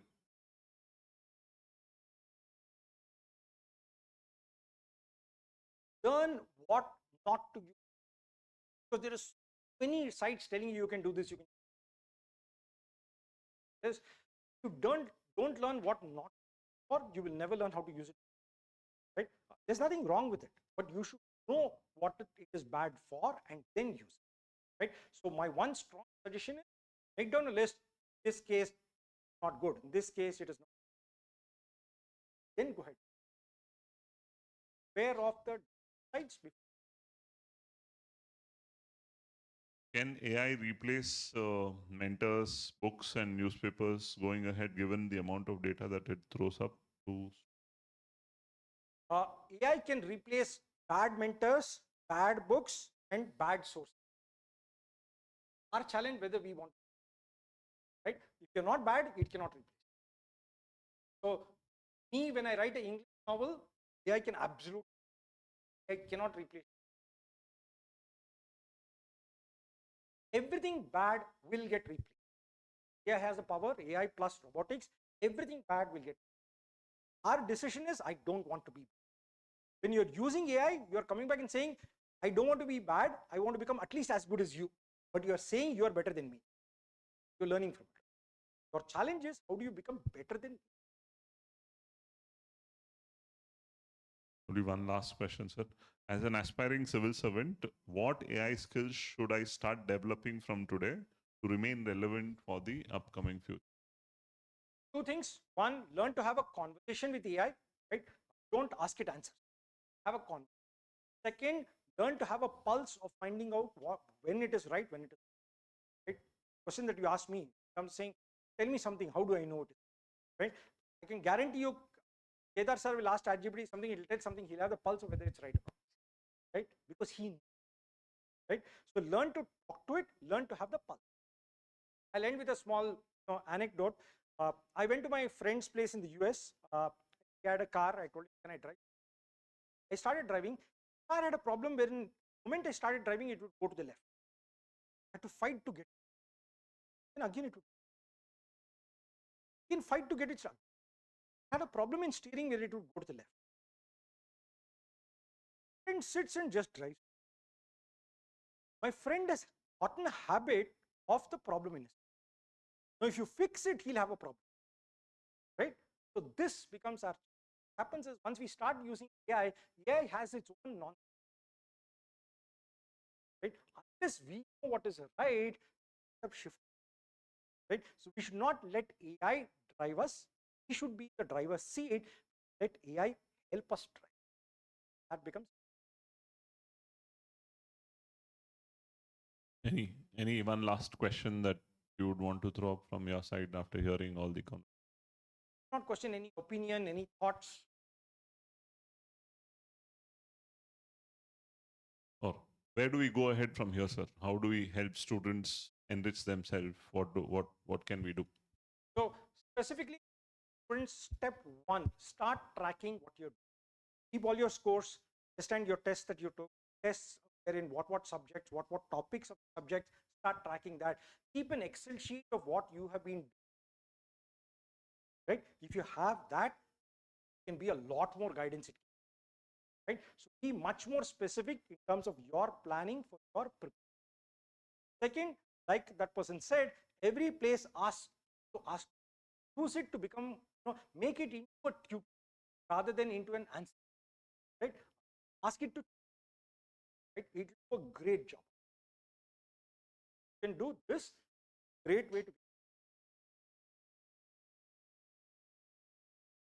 Thank you so much, sir. Before we close the session, we have Manoj GS. Manoj is IPS rank 389 in UPSC 2025. Somebody who's used AI extensively through his preparation. So as a closing note, I request Manoj to take up where what is the level at which he used and how did it help? What is that as students you can use through?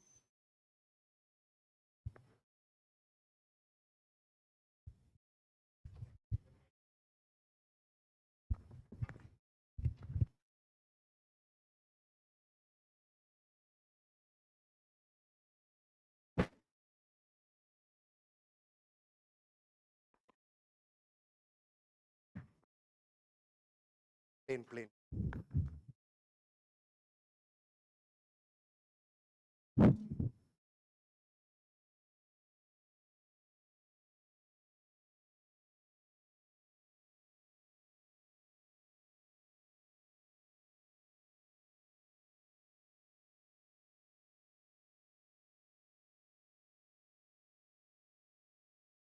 Yeah, first of all, I would like to convey my thanks to the whole team for their wonderful session on usage of AI.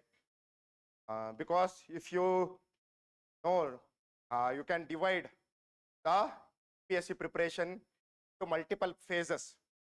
2013, where that was made the qualifying paper. Then in 2021, where Shruti Sharma started using Pepe format and all. Then there is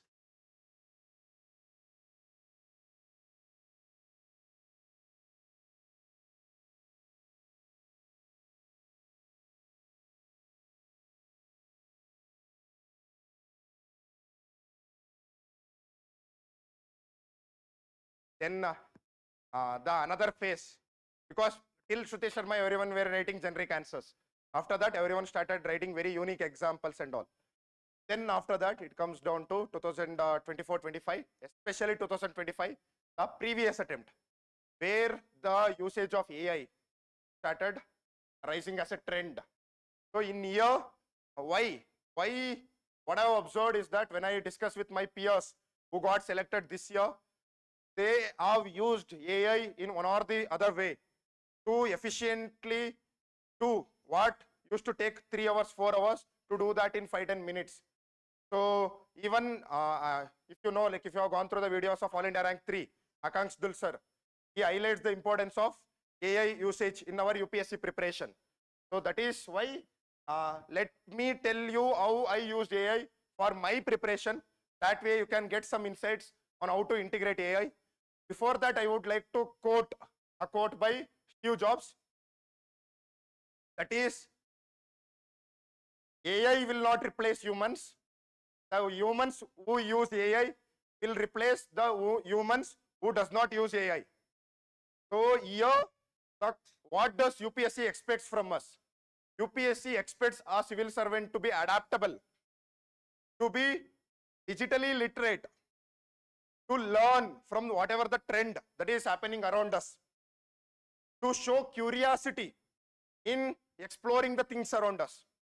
So that is why I have seen so many toppers, when I interacted with them, they have used AI in one or the other ways, for notes preparation, for more clarity, for better examples, everything. So that is why the usage of AI becomes very important. So in my case, what I did was that I used 2-3 AI platforms as well. Super Kalam AI, then there are Prayas AI is there, then there is Abhyas AI, then I used ChatGPT as well. Give me a minute. So here, how to use AI, as sir mentioned, you shouldn't use AI as a source of knowledge or anything. You should use AI as a peer to interact with, to learn from, to, let's say you are discussing something with your friend. So use AI as a partner in your preparation rather than completely outsourcing your thinking to AI. Don't look for ultimate solutions through AI. Whenever you come across a question, think first, what is your perspective on the question? For example, let's say we are thinking about the impact of globalization on Indian society. First, look at your surroundings. How does globalization affect the gig workers? How does globalization affect women with respect to their employment? And how does globalization affect our identities? For example, LGBTQ movement.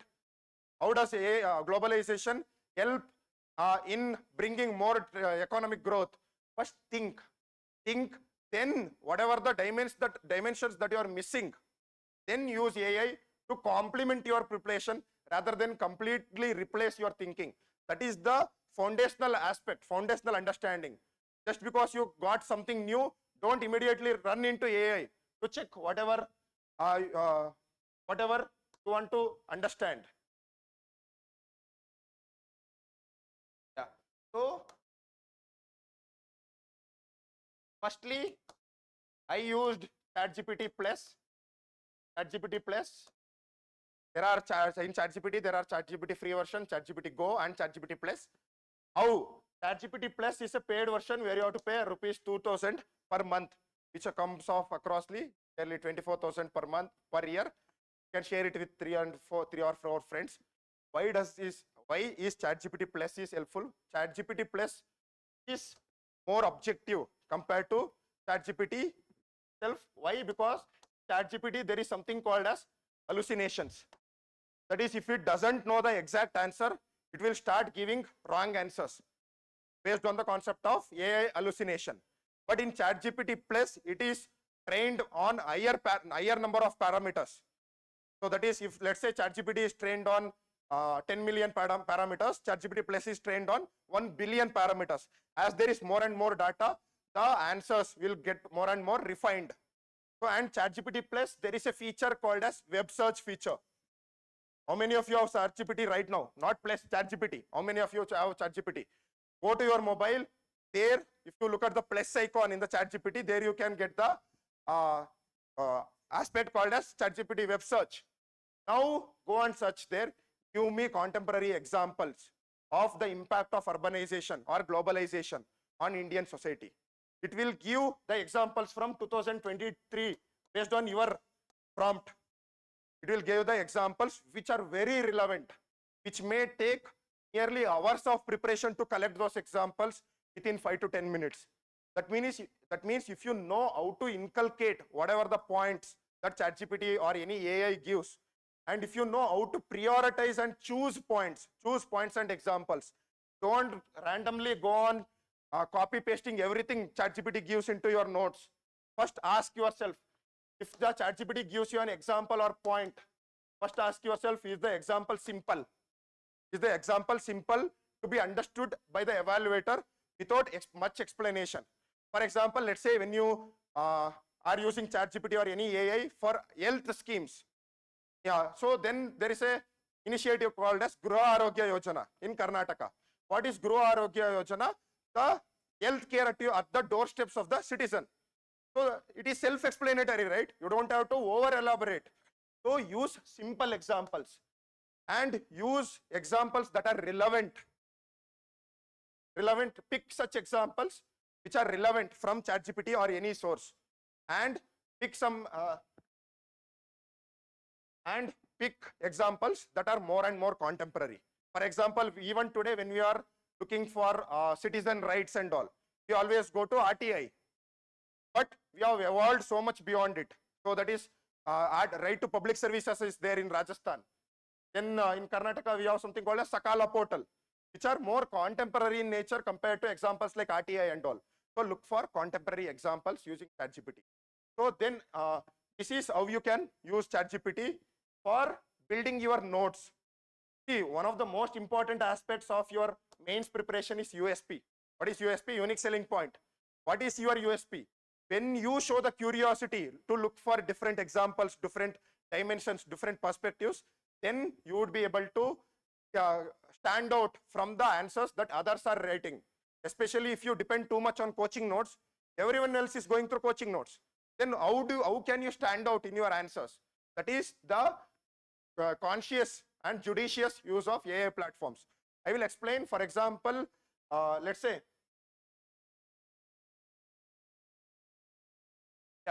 so now let's say I want to get one of my answers evaluated. So then what I would do is that I would upload my answers to ChatGPT. Then I will ask ChatGPT, give me all the dimensions that I have missed, in this question. Which thinkers can I integrate in this question? Which contemporary examples from 2023 to 26 that I can integrate in this question? So have that curiosity rather than making it a mechanical use. You are studying about globalization. Which thinker talked about globalization? Ask ChatGPT. Initially, before the use of AI and all, it used to take hours and hours of research just to understand, just to get a name of a thinker. Right now, use ChatGPT. Ask who are the thinkers who talks about globalization. You will get thinkers like Anthony Giddens. And understand what did Anthony Giddens say about globalization. This is how we utilize ChatGPT to deepen our knowledge. Don't make your mains preparation mechanical. Mechanical in the sense, I will read something, I will prepare a notes on something, and I will go and vomit that notes in your mains examination. That is not how it is going to work. What you have to do is that understand whatever the ChatGPT gives, don't copy and paste it to your notes. Understand. This is what Anthony Giddens said. I didn't understand. Again, ask ChatGPT. I didn't understand what you said. So how can I, please explain me further. And let's say whenever you are reading something, whenever you come across a new keyword, any new English term, immediately stop there and ask ChatGPT, like, what is this term? Give me an example for me to understand this better. And another thing that I did, another thing that is good about ChatGPT Plus is that the notes. I built a extraordinary feedback loop. What I did is that I prepare digital notes completely on like Google Docs, Evernote and all. So I prepared the notes, digital notes. What I used to upload is that, what I used to do is that I used to upload my notes to ChatGPT Plus, because in ChatGPT Plus there is more memory. So I used to upload my notes, and based on that notes, I used to ask ChatGPT to fetch examples from my notes to the answers that is giving. Let's say I made a notes on globalization. I wrote an answer, and I missed some 2-3 examples or 2-3 points from my own notes in my answers. Then I will ask ChatGPT, based on my notes and all, fetch me better examples, more relevant and relatable examples. Sometimes we collect an example and we don't know where to apply it. But let's say using ChatGPT, when it was giving solutions, it will connect a point to an example. That is where you get deeper understanding of how to use that. For example, in multiple questions, multiple themes, this is what we call as analysis. Analysis is not mechanical. Analysis comes from the feedback loop. Then what I used to do is that I used to upload my notes to ChatGPT, and based on the responses of ChatGPT, or like based on the responses, then I used to update my notes again. So my examples used to get more and more unique, more and more better, more and more deeper, rather than overusing the same examples again and again. Then I started getting better example. For example, I will give you a best example. In GS3, whenever we are talking about research, every one of us will write the 0.7% research R&D budget in India, right? Every one of us will write this. But now shift the perspective. If you use ChatGPT judicially, you will get more and more understanding. Then bring the concepts. For example, here we are talking about research and development. Then there is I read using ChatGPT and all. As per World Bank, if you spend 1 rupee on research, especially in agriculture, if you spend 1 rupee on research in agriculture, you will get 7.2 rupees back. If you invest 1 rupee, you will get 7.2 rupees back in investment. So this is a more refined data, right? This is a standout data that no one else is using. That becomes your USP. Whatever the new examples, whatever the new perspectives that you can bring in. That is why use ChatGPT Plus, because in ChatGPT there is limited memory, but in ChatGPT Plus there is an extended memory, and there is ChatGPT memory feature also. Let's say I use, in most of my answers, I use something called as task framework, thesis, antithesis, and synthesis. So for any perspective, there is an opposite side of the perspective also. Then there is a perspective which brings both the perspectives together. That is called as thesis, antithesis, and synthesis. Then I used to ask, give me the answers for this question on thesis, antithesis, synthesis framework. So what used to happen is that as I discuss more and more with ChatGPT, ChatGPT used to get refined and give the answers that I was expecting. So even for essay evaluation, if you upload it to like the websites like Super Kalam AI and all, they will give you a detailed analysis of the essay, which points you are missing, which points that you can, which dimensions can you bring in, which examples can you bring in. That is how you build your notes and build your thinking. So that is how you can use ChatGPT in here also. And one more way is with respect to for let's say for finding value additions. That is, there are frameworks for each GS. For example, there was budget 2025. Budget, sorry, not budget, GST 2.0.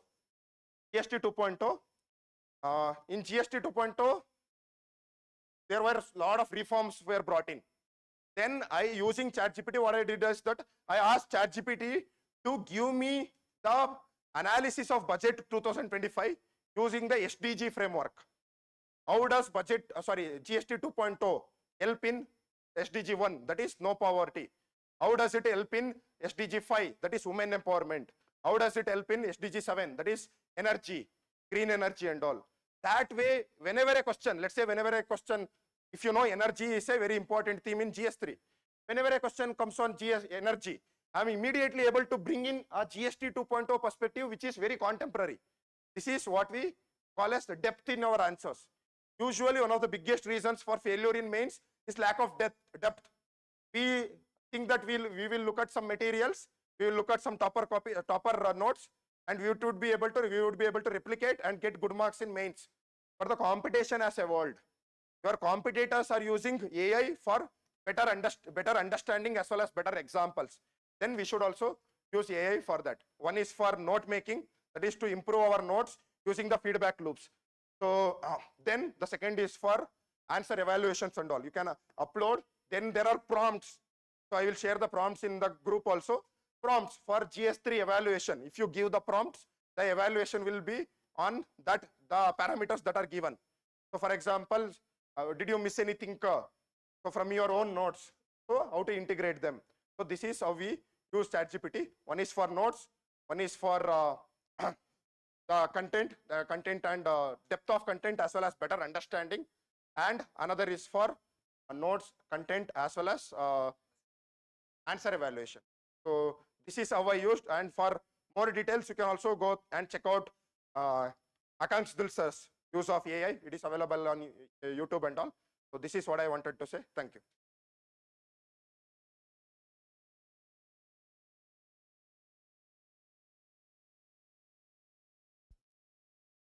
Sure. No, sir.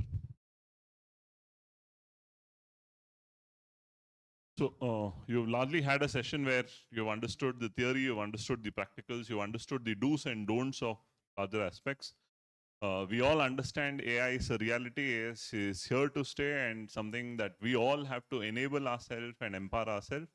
From the industry terminology, the idea is to reskill, upskill, so that you be enabled to the upcoming challenges that will be thrown, and also to again compete with the AI-enabled crowd. So I had a question, keeping that I have two very young kids. So I asked her, what about the upcoming generation? I said, Prashant, the most interesting part is the upcoming generation will figure out. They will know what to do. We probably are a generation where we are trying to understand, we are trying to fight it out, we are trying to see what we need to do. The generation ahead will definitely be far ahead because they will learn these skills from the basics. So if you want to be relevant and competitive enough to the generation that is coming ahead, then you have to learn, you have to be updated. That's the bottom line of the conversation that we are taking forward. So a big round of applause to Praveen sir and the entire Thinker Foundation team. I'd invite Praveen sir on stage. We'll give you a very small token of gratitude, anything of that not. But this session, as we have been telling, is just the initiation. And going ahead, we will be building across few courses ahead which can probably empower you to use and be better proficient with the idea of AI. Okay, so very small token of gratitude from our side to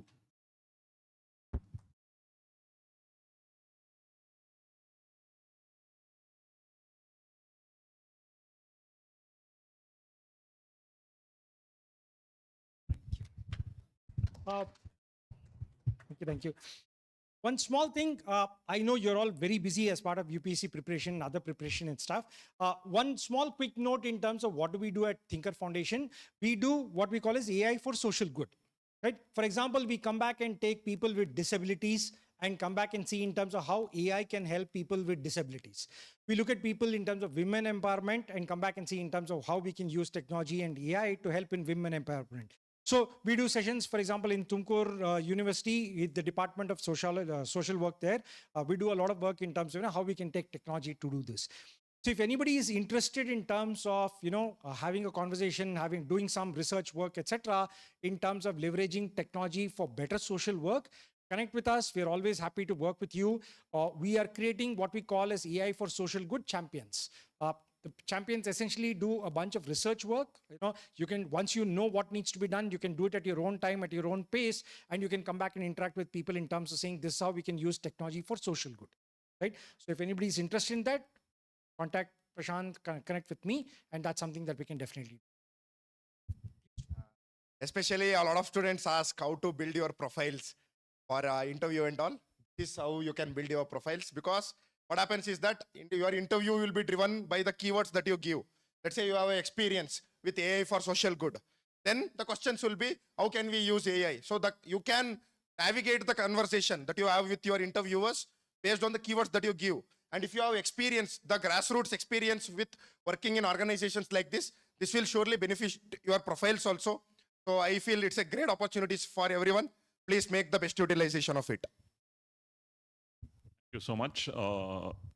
Tinker Foundation is already doing a lot of good work with ground level agencies like MyRadar, like IHMR, and it's a registered foundation also. So every certification and work that you do there will be something that will be credible now that UPSC has started asking for credibility and sources of what you're doing. So like our own achiever Manoj sir pointed out, every work that you do with Tinker Foundation also will be enabling you from a larger profile building perspective also. From another side, all of us thought of becoming civil servants also from a certain perspective that we wanted to do some work on ground, something that can change lives, something that can impact lives. That is somewhere that Tinker Foundation can also be helpful. India for IS will continue its association in multiple such aspects with Tinker Foundation as such. To all of you as interested aspirants, we'll be working in that direction. So from now onwards, every other initiative will be for interested students. Okay. So we'll run a Google form. We'll see what idea of interest that we generate. On that basis, we'll take things forward. Okay. Thank you so much, sir. And thank you so much to the entire team of Tinker Foundation. Once again, a big round of applause to young minds at Tinker Foundation that have been doing brilliant work on ground. Many schools are getting enabled. Many young kids at different rural areas, remote Karnataka, are getting enabled. And that's something that Tinker Foundation has been believed through. Thank you so much to Kedar sir in his absentia that he's been instrumental in getting us touch with many such initiatives as such. Thank you so much to all of you who've made it here, and thank you so much to all of you attending the session online. This is just the start. We have a revolution to face. Let's all be part of the revolution with a very positive frame of mind and a very open frame of mind. Thank you so much once again. We break for lunch. Thank you.